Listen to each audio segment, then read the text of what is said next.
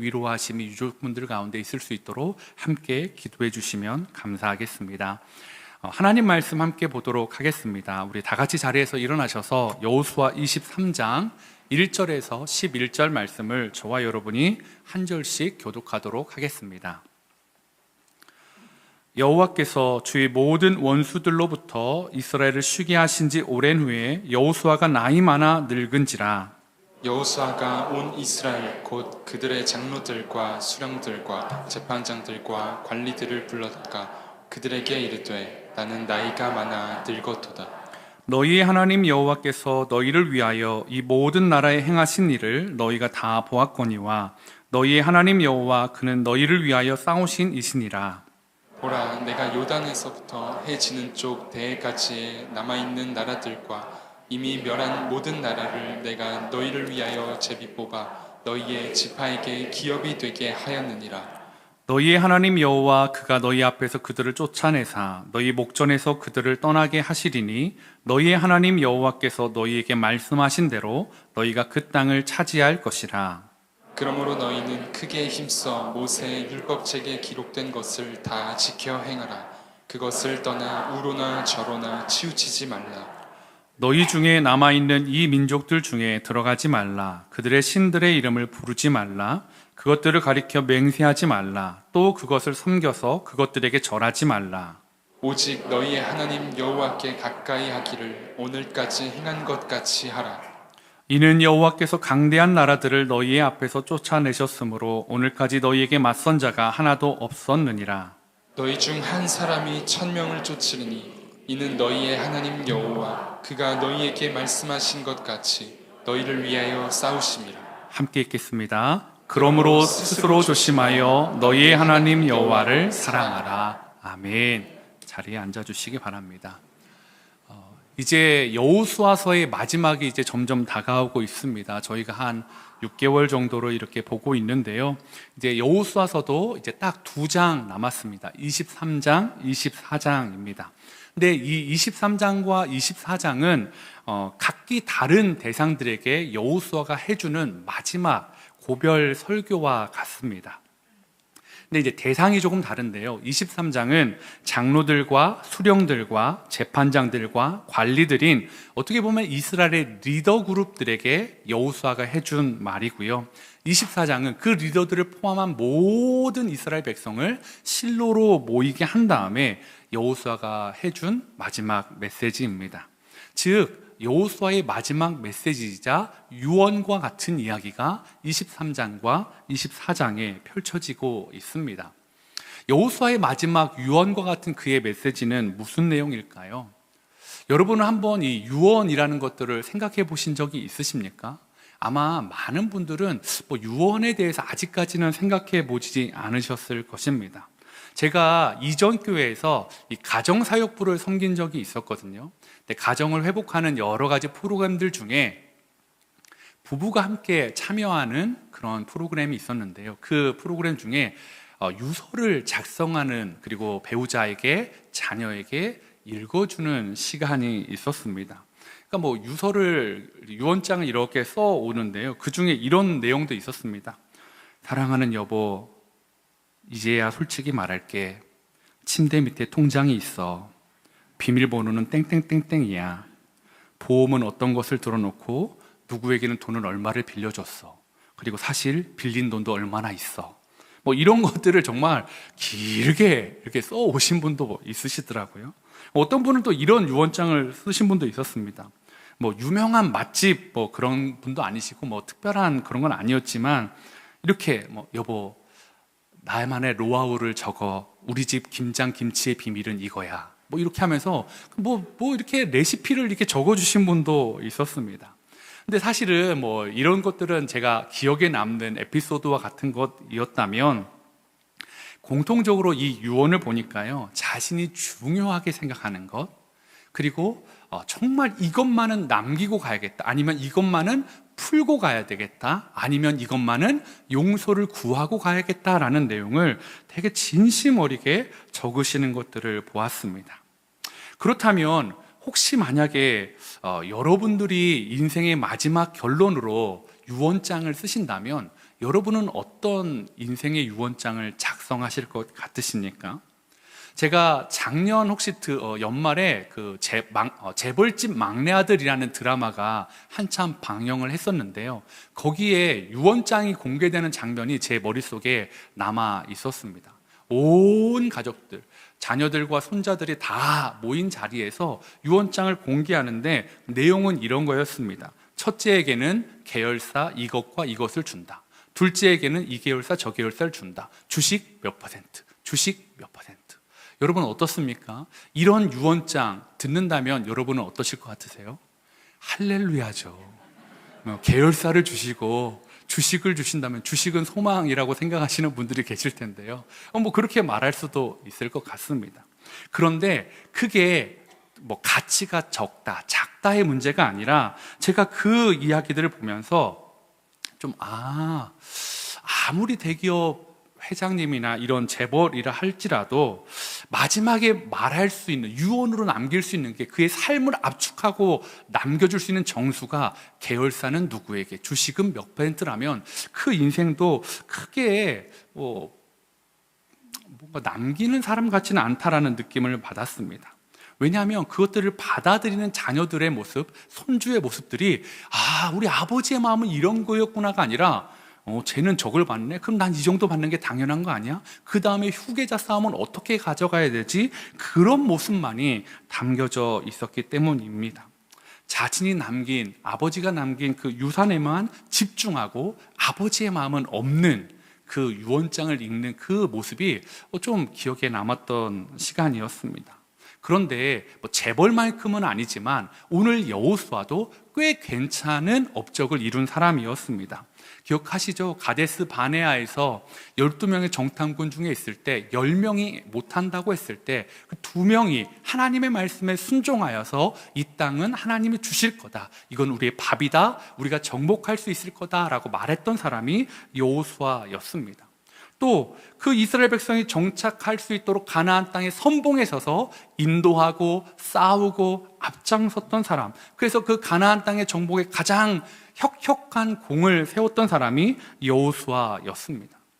또한 그들의 땅을 분배해 줄 때 그들에게 각자 제비뽑기를 하게 하고 땅을 분배해 주었던 사람도 여호수아였습니다. 그렇다면 그 여호수아의 유언, 마지막 고별 설교에는 나는 이런 일들을 했어, 나는 다 주님을 모른다고 할 때처럼, 마치 그런 고백처럼 다 안 된다고 할 때 나는 하나님의 말씀을 붙잡고 약속의 땅을 주실 걸 믿음으로 고백했어, 나는 광야 40년을 오로지 모든 내 동료들이 죽어갈 때 하나님을 붙잡고 살아났던 사람이야, 나는 이 땅을 믿음으로 정복했던 사람이야, 너에게 줬던 푸른 초장과 너에게 줬던 거대한 성읍을 내가 분배해 줬어, 내가 라고 말할 수 있는데요, 오늘 여호수아서의 이 23장은 그렇게 말하지 않습니다. 여호수아가 많이 드러나지 않습니다. 여호수아서 23장 3절에 보면 그의 이야기의 핵심은 이거였습니다. 너희의 하나님 여호와 그는 너희를 위하여 싸우신 이시니라 라고 말하고 있습니다. 23장 5절에는 너희의 하나님 여호와 그가 너희 앞에서 그들을 쫓아내사 너희 목전에서 그들을 떠나게 하시리니, 23장 10절에는 너희의 하나님 여호와 그가 너희에게 말씀하신 것 같이 너희를 위하여 싸우심이라. 핵심은 이거였습니다. 가나안 정복은 자신의 힘과 자신의 공로, 자신의 능력이 아니라 이스라엘 백성의 능력도 아니었고 하나님이 직접 우리를 위해 싸우셨다라는 것을 3절, 5절, 10절, 아니 이 23장 전체에서 계속 말하고 있다라는 것입니다. 그래서 23장은 총 16절로 되어 있는데요, 이 짧은 이 23장 안에 16절의 내용 가운데 가장 많이 반복되는 문장은 너희의 하나님 여호와라는 것입니다. 너희의 하나님 여호와가, 너희의 하나님 여호와께서, 이런 문장이 무려 13번이나 계속해서 반복하고 있습니다. 왜 이렇게 반복할까요? 기억하라고요. 하나님만을 강조하고 있다는 거, 잊지 말라는 것입니다.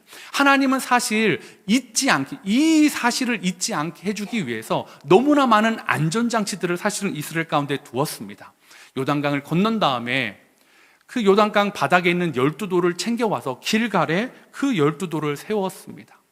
여리고성을 다 진멸한 다음에 그 성이 세워지지 않도록, 다시 재건되지 않도록 그 성을, 여리고 성터를 폐허로 두게 하셨습니다. 아간이 실수한 다음에 아간을 아골골짜기에서 돌로 쳐서 죽이고 그 돌의 무더기를 그대로 두게 하셨습니다. 요단 동편에 있던 두 지파 반이 다시 자신의 고향으로, 자신의 지파로 돌아갈 때 요단 서편, 요단가에 아주 큰 제단을 세워두는 것도 두셨습니다. 왜일까요? 이 모든 것들이 바로 이정표이기 때문입니다. 하나님이 하셨다라는 겁니다. 그들이 한 게 아니라, 그들이 요단을 건너온 것이 아니라, 그들의 노력이 아니라 하나님이 하셨다라는 것을 보여주는 이정표였고, 여호수아는 그 이야기를 다시 한번 이야기하고 있다라는 것입니다. 여러분은 어떠세요? 여러분의 인생에 오늘 이 여호수아와 같은 고백을 하실 수 있으십니까? 하나님이 내 모든 삶 가운데 일하신 분은 하나님이십니다라는 그 고백을 여러분은 믿으십니까? 아멘입니다. 그렇다면 여러분의 인생 가운데 하나님이 고르고 골라 가장 좋은 것들로 채워주셨다라는 것도 믿으십니까? 아멘 하시는 분들은 참 믿음이 좋은 분 같습니다. 이 자리에 있는 분들은, 많은 분들이 그렇게 고백하시는데요, 여러분이 보기에 그렇다면 40년의 광야 생활, 그리고 수많은 동족들의 피와 땀과 눈물과 그것들이 쏟아 부었던 가나안 정복이 역시도 온전히 하나님이 하신 일이다라는 것들을 받아들일 수 있으세요? 그건 안 되십니까? 그렇다면 좀 더 쉽게, 여러분의 인생 가운데 여러분의 수고와 애씀과 또 여러분의 그 모든 그 고난의 시간들 가운데 지금 여러분 될 수 있으면 하나님의 은혜임을 고백하실 수 있습니까? 아멘. 이건 또 쉽게 고백해 주시는데요. 그래서 지금 여호수아는 백성들이 이렇게 말하고 있다라는 것입니다. 하나님이 하셨다고요. 기억하라고요. 하나님이 하신 걸 잊지 말라고요. 그런데 백성들도 사실 여호수아만큼은 아니지만 할 이야기가 많은 사람들일 것입니다. 자신의 형제가, 자신의 아버지가 전쟁 가운데 죽은 사람들이 많았습니다. 요단 동편의 지파들은 7년이 넘는 시간들을 가족을 만나지 않고 다른 지파들을 위해 헌신하며 싸웠던, 피 흘렸던 사람들이었습니다. 나머지 사람들 역시도 꽤 많은 헌신과 희생을 했던 사람들, 그런 사람들에게 너희의 공로는 없다, 오직 하나님이 다 하셨다라는 것들을 그렇게 말한다면 그들이 받아들여야만 하나요? 오늘 이 이야기를 하면서 제가 고민하는 부분이 사실 그 부분이었습니다. 제가 함께 그린 교회를 개척하고 이렇게 오면서 사실은 참 많은 분들의 도움이 있었습니다. 지난 1년 돌아보면요, 이 자리에 있는 모든 성도님들이요, 함께 헌신해 주셨고, 사랑해 주셨고, 참아 주셨고, 인내해 주셨고, 너무나 많은 사랑의 수고를 해 주셨습니다. 그런데요, 여러분, 그 모든 걸 뒤로하고 이 함께 그린 교회 됨은 하나님이시라는 것을 저는 고백할 수밖에 없다라는 거죠. 이 고백은요, 여러분의 수고가, 여러분의 헌신이, 여러분의 눈물이, 여러분의 애씀이 무가치하다, 가치 없다, 그것들 폄하하는 것이 아니라 이 교회의 가장 중요한 것은 하나님이시다라는 것입니다. 즉, 여호수아와 하나님이 말씀하는 것도 이것입니다. 내가 다 했다라고 하는 것은 너희 아버지가 죽었고, 너희 형제가 죽었고, 너희는 7년이 넘는 기간 동안 너희 가족을 두고 다른 지파를 위해 헌신했고, 너희의 수고가 있는데 그거 무가치한 거야, 난 그거 인정하지 않을 거야가 아니라, 인정하는데, 그 수고와 애씀을 인정하는데 이 가나안 땅을 정복함에 있어서 가장 중요한 것 하나는 하나님이 하셨다라는 것입니다. 그것을 여호수아가 말하고 있다라는 것입니다. 그래서 여호수아가 백성들에게 마지막으로 그 하나님이 하셨다라는 것을 고백하면서 권면하는 것 중에 첫 번째가 뭐냐면 여호수아 23장 8절입니다. 오직 너희 하나님 여호와께 가까이 하기를 오늘까지 행한 것 같이 하라. 뭐라고 말하고 있죠? 하나님을 가까이 하라고요. 지금까지 너희가 잘 해왔던 것처럼, 하나님을 오늘까지 행한 것처럼 하나님을 가까이 하라라고 말하고 있습니다. 마치 마지막 이야기니까 엄청나게 되게 멋진 말을 할 것 같은데 늘 여호수아가 했던 말입니다. 여호와를 가까이 하라. 이 이야기를 보면 어떻게 가까이 할 수 있을까라는 것을 여호수아가 그 앞에 설명해 주고 있습니다. 여호수아서 23장 6절인데요. 한번 같이 읽도록 하겠습니다. 시작.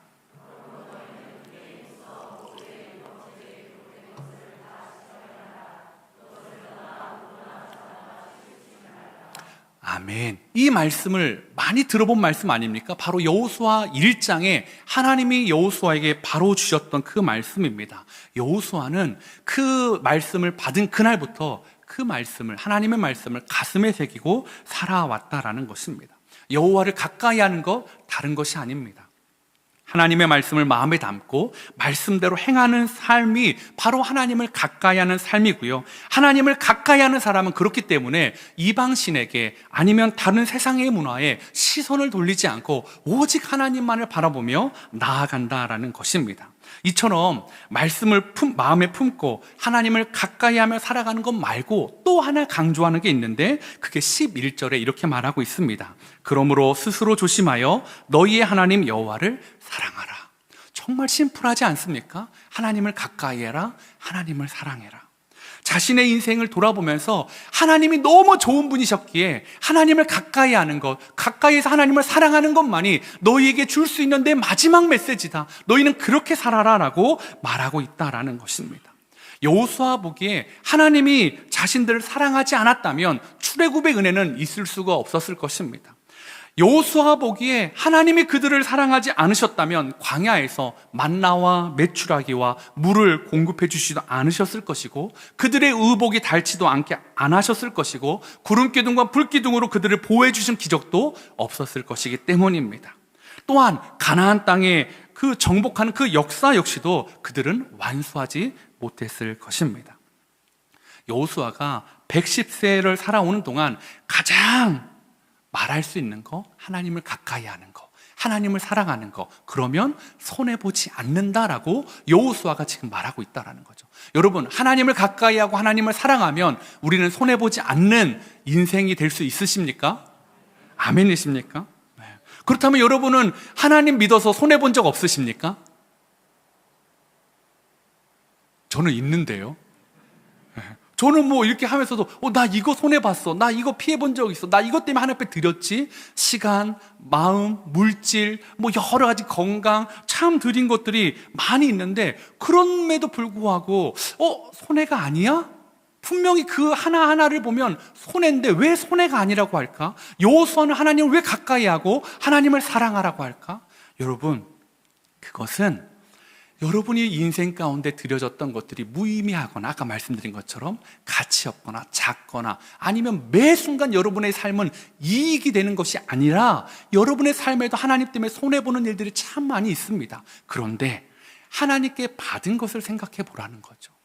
우리가 이 인생 가운데만 해석하게 되면 손해를 이런 건 이익이고 이런 건 손해다라고도 할 수 있지만 영원의 관점으로 보시면 우리에게는 이 땅에서는 누리지 못하는 것들을 하나님이 이미 하나님의 나라, 천국을 소유하게 한 하나님의 백성이다라는 것입니다. 우리는 우리가 사랑하는 마음보다 더 크신 하나님의 사랑을 누리며 살아가는 사람들입니다. 만약 그럼에도 불구하고 여러분이 나는 좀 손해본 것 같은데 라는 생각이 드신다면 여러분들은요 지극히 이 땅의 모습에서만 집중하고 있는 건 아니십니까? 영원한 하나님 나라를 주셨는데 이 우리의 100년의 인생 가운데 혹여나 고통이, 혹여나 슬픔이, 아픔이 이 영원한 삶에 비해서는 작은 부분이 아닐까요? 그래서 하나님은, 여호수아는 그걸 주셨기 때문에 이 부분이 손해인 것 같지만 결탄코 손해가 아니다라고 말하고 있다라는 것입니다. 그렇다면 하나님을 가까이 하는 것, 하나님을 사랑하는 것을 인생의 결론으로 삼는 사람은 어떠한 마음을 가지고 살아야 되는지 한 2가지 정도를 여러분과 나누려고 합니다. 하나님을 사랑하는 사람은 첫 번째는 땅이 아닌 하나님을 목표로 삼고 살아가는 사람입니다. 이스라엘의 목표는 땅이었습니다. 가나안 땅에 들어가는 것이었습니다. 애굽에 종살이를 할 때도 그 이집트 땅에서 나와서 가나안 땅, 약속의 땅에 들어가는 것이었습니다. 나중에 한참 세월이 흘러서 이스라엘이 로마의 나라를 빼앗기고 세계 곳곳에 흩어지면서 디아스포라의 삶을 살아갈 때가 있었습니다. 그렇게 쭉 흩어져서 살다가 2차 대전 이후에 그들이 땅을 되찾고 싶었습니다. 하나님의 나라를 다시 세우고 싶었습니다. 그래서 잃어버린 나라를 세우기 위해 초점 맞췄던 것도 무엇입니까? 땅입니다. 하나님이 우리에게 약속하셨던 그 땅을 찾는 것이 목표였습니다. 그런데요, 이렇게까지 했다면 어쩌면 여호수아가 이 땅에 대해서 엄청 강조해야 되는 것 아닙니까? 이 마지막 얘기를 하면 이 땅은 하나님의 것이다, 하나님이 주신 것, 절대로 빼앗길 수 없는 것이라는 걸 이야기해야 되는데, 사실 여호수아서 23장에는 그런 얘기가 별로 나오지 않습니다. 가나안 땅이 특별한 땅이라는 걸 이야기하지 않습니다. 가나안 땅이 약속의 땅인 이유가 무엇입니까? 그 약속의 땅이라는 단어, 문장은 누가 약속해 주셨던 것입니까? 하나님이 약속해 주셨다는 것입니다. 내 노력, 내 의지로 빼앗은 땅, 승리해서 얻은 땅이 아니라 하나님이 주신 땅이라는 것이고, 또 가나안 땅이 젖과 꿀이 흐르는 땅이라는 이유도 그 땅이 풍요로워서가 아닙니다. 이집트보다 풍요로워서가 아니라 하나님이 통치하시는 땅이기 때문입니다. 그렇게 본다면 하나님의 통치가 있는 곳, 하나님이 약속해 주신 곳은 약속의 땅이고 바로 젖과 꿀이 흐르는 땅이 될 수 있다는 것입니다. 한번 그러면 생각해 볼까요? 조금만 건너가면 광야 40년, 약속의 땅입니까? 아닙니까? 약속의 땅입니다. 광야 40년, 광야, 젖과 꿀이 흐르는 땅입니까? 아니면 삭막한 땅입니까?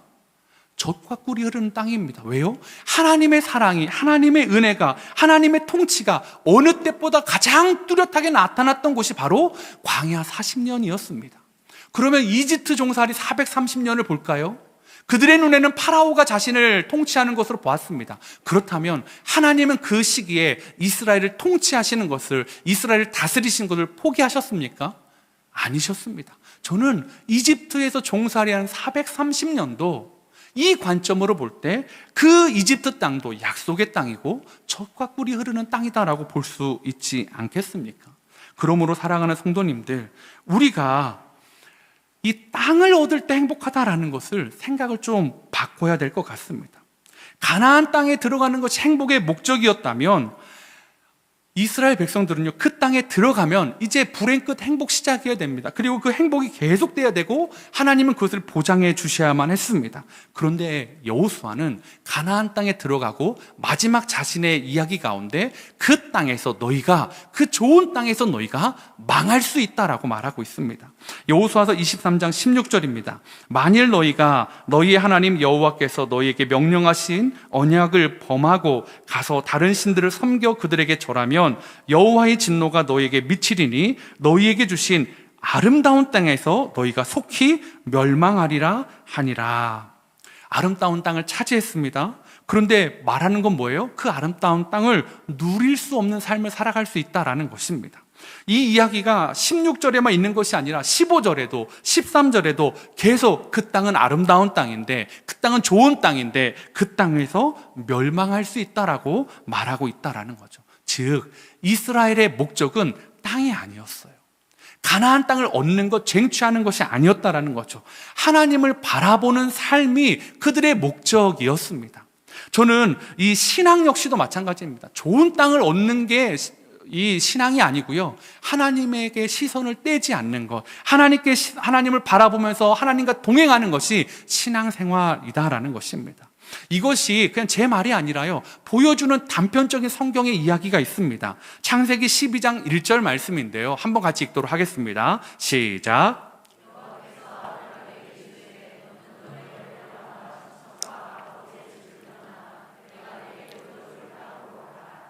아멘. 하나님의 아브라함을 보여주실 때 뭘 얘기하십니까?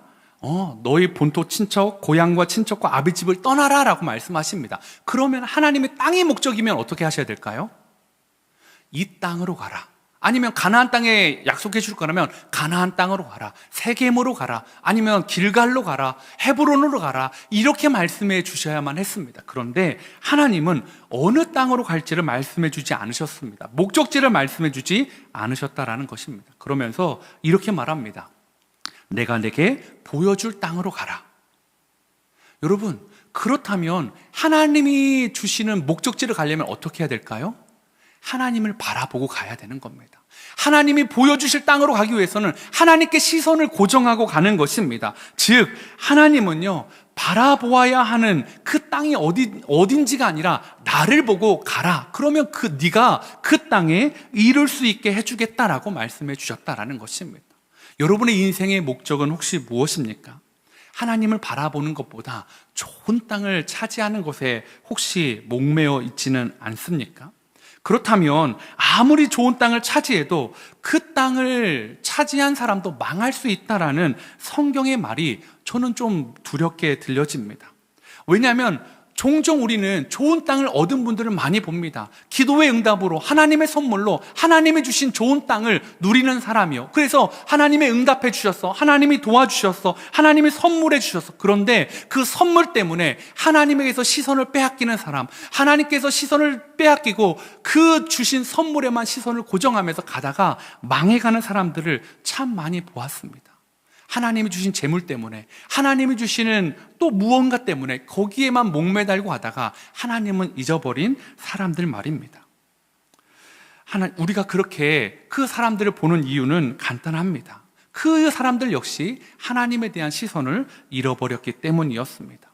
사랑하는 성도 여러분, 오늘 우리가 하나님의 시선을, 하나님에 향한 시선을 혹시 떨구고 있는 건 아니십니까?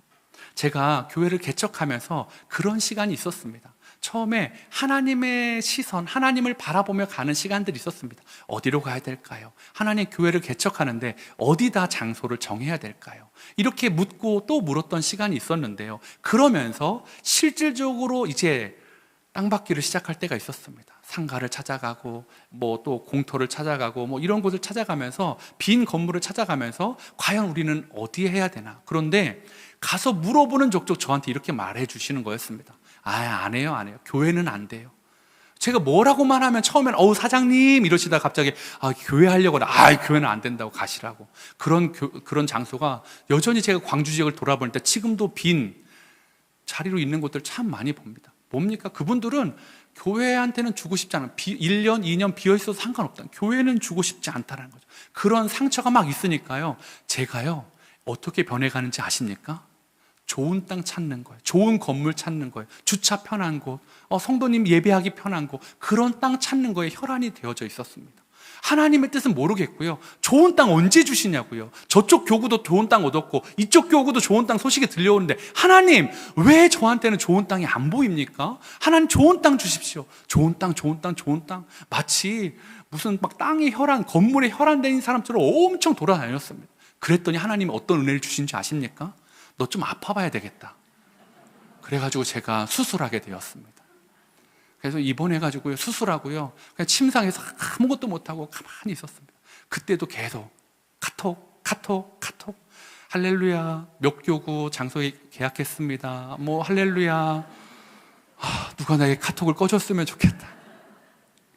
그런데요, 아무것도 하지 못하는 좋은 땅 못 찾아가니까요, 침상에서요 다시 시선이 하나님께 두게 되었습니다. 하나님, 성도들이 편하게 예배할 수 있는 곳, 주차 편한 곳, 입지적으로 여러 좋은 곳이 아니라 하나님, 저와 함께할 성도님들이 이 교회가 주시는 곳이 어디입니까? 하나님을 바라보게 되었습니다. 그리고 태어나가지고요, 또 이제는 건물, 입지, 조건 이런 것이 아니라 하나님이 주시는 곳을 찾아다니기 시작했습니다. 그리고 하나님이 우리에게 이곳을 예비해 주셨다라는 것입니다. 사랑하는 성도 여러분, 저만 그렇습니까? 여러분은 안 그렇습니까? 여러분도 하나님 붙잡으려고 시작했는데 어느 순간에 하나님은 없고 좋은 땅, 이것만 누리면서 그거에만 시선이 꽂혀 계시지는 않으십니까? 제가 참 좋아하는 찬양 중에 내 영혼이 은총 입어라는 찬양이 있습니다. 내 영혼이 은총 입어 중한 죄짐 벗고 보니 슬픔 많은 이 세상도 천국으로 와도다. 여러분, 슬픔 많은 세상이요, 슬픔이 사라져서 천국으로 바뀐 게 아니더라고요. 슬픔 많은 이 세상도 천국으로 바뀌게 하시는 분이 하나님이십니다. 3절에 보니까요, 높은 산이 거친들이 초막이나 궁궐이나 내 주 예수 모신 곳이 그 어디나 하늘나라. 여러분, 주님을 모셨다면 애굽이 무슨 상관이겠습니까? 주님을 모셨다면 광야인들 어떻습니까? 주님을 모셨다면 약속의 땅 가나안인들 어떻습니까? 그 어디나 하늘나라, 하나님이 허락하신 약속의 땅이다라고 오늘 이 찬양도 고백하고 있다라는 것입니다. 후렴을 보니까요, 할렐루야 찬양하세 내 모든 죄 사함 받고 주 예수와 동행하니 그 어디나 하늘나라. 사랑하는 성도 여러분, 예수님과 동행한다면 그 어디나 하늘나라입니다. 믿으십니까? 여러분의 삶 가운데 광야의 시간들, 고통의 시간들, 고초의 시간들, 눈물의 시간들 보내고 있어서 나한테는 좋은 땅이 없어서 나는 하나님 내 나라를 살아가지 못한다고요? 아니요. 여러분의 눈물 흘리는 그곳, 여러분이 힘든 그곳, 여러분이 아픈 그곳, 여러분에게 좋은 땅이 지금 보이지 않는 이 시간에도 여러분이 예수님과 동행하고 있다면 여러분 그곳은 하나님이 주신 약속의 시간이고 약속의 땅을 지나가고 있음을 믿으시기 바랍니다. 진짜 좋은 땅은요, 하나님을 바라볼 수 있는 땅입니다. 아니, 하나님만 바라보게 만드는 땅이 진짜 좋은 땅입니다. 그래서 이집트보다 가나안 땅이 훨씬 더 좋은 땅인 이유입니다. 함께 그린 교회 성도님들이 예수님과 동행하는 성도님 되시기를 원합니다. 우리 요셉의 형통 기억하시죠? 언제 하나님이 요셉에게 형통하다라고 하셨죠? 형들에게 배신당해서 팔려왔을 때, 종으로 팔려왔을 때 요셉을 형통한 자라고 말씀해 주셨습니다. 그리고 그 보디발의 집에서 보디발의 아내가 정말 유혹할 때, 하나님을 두려워해서 유혹을 거부했을 때, 그리고 감옥에 갇혔을 때 하나님은 요셉에게 형통한 사람이다 라고 말씀해 주셨습니다. 광야였습니다. 감옥이었습니다. 종살이였습니다. 그런데요, 하나님이 함께 하시니까 그 어디나 하늘나라. 하나님과 동행하는 요셉에게 그 어디나 하늘나라였습니다. 사랑하는 성도 여러분, 좋은 땅을 찾아다니는 사람들 아니라요, 하나님을 목표로 예수님과 동행하는 것을 목적으로 살아가는 귀한 성도님 되시기를 축복합니다. 하나님을 사랑하는 사람은 두 번째, 하나님의 말씀이 틀리지 않다고 믿는 사람들입니다. 여러분은 하나님의 말씀은 틀림없이 이루어진다라고 믿으십니까? 아멘입니다. 여호수아서 23장 14절을 그 믿음이 있는 분들은 큰 소리로 한번 읽도록 하겠습니다. 시작.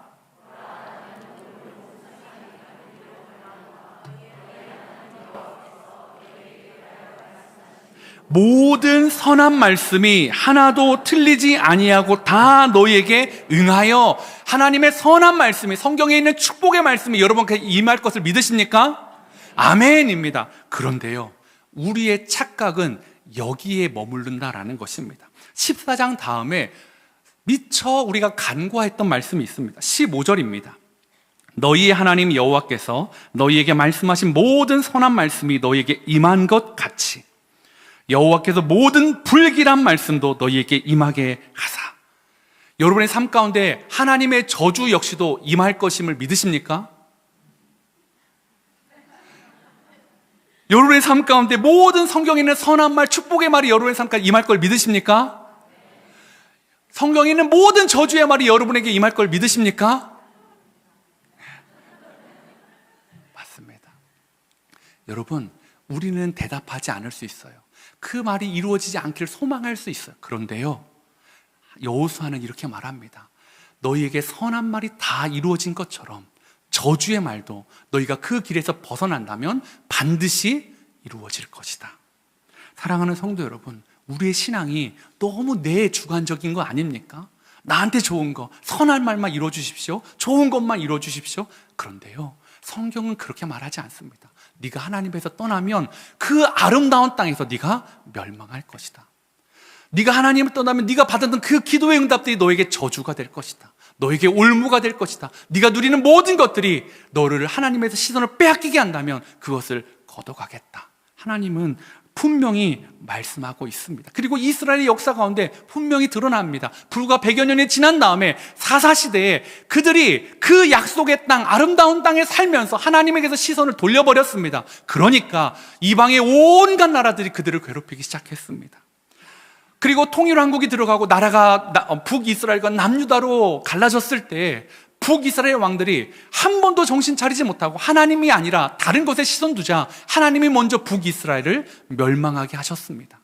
그리고 남유다도 그 하나님의 시선에서 돌려버리자, 돌이키지 않자 남유다도 멸망하게 하셨습니다.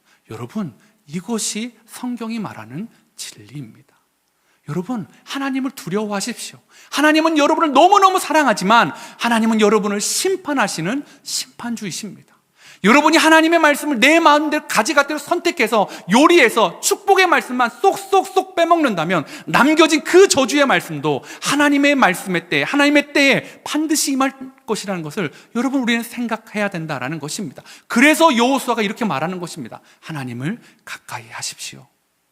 하나님을 사랑하십시오. 그러면 하나님의 축복의 말은 여러분의 삶을 채우고도 남을 것입니다. 그러니까 경고의 말씀을 하는 것은 이것이 반드시 임할 것이니까 제발 이 자리에 가지 마십시오. 제발 좋은 땅에 한눈 팔지 마십시오. 하나님께 시선 두십시오. 좋은 땅을 주셨을 때 그 좋은 땅을 주신 분이 누구이신지를 잊지 말라는 여호수아의 간절한 소망이 오늘 말씀 가운데 담겨져 있다라는 것입니다. 사랑하는 성도 여러분, 하나님의 말씀은 축복과 저주, 구원과 심판 동일하게 역사하실 것입니다. 저와 여러분이 이 말씀을 두려움으로 지키고 살아가는, 그리고 하나님의 말씀을 이루며 살아가는 성도님 되시기를 축복합니다. 이제 말씀을 정리하겠습니다. 여호수아의 인생의 결론 복잡하지 않습니다. 간단합니다. 뭐였죠? 첫 번째가 하나님을 가까이 해라. 두 번째는요, 하나님을 사랑해라. 그런 사람들은 어떻게 산다고요?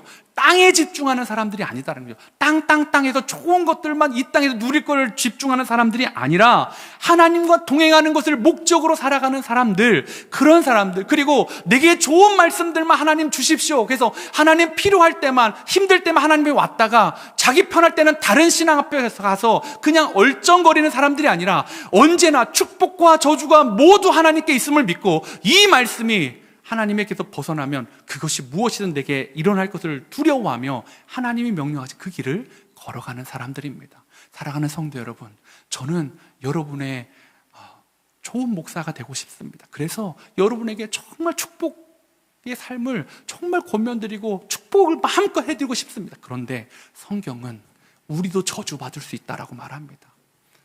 오늘 한 주간 살아가실 때 좋은 땅만이 아니라 좋으신 하나님을 붙잡고 살아가고 하나님이 주시는 말씀에서 벗어나면 하나님의 심판이 있음을 두려워하며 하나님의 말씀대로 삼가 지켜 행하는 귀한 성도님 되시기를 축복합니다.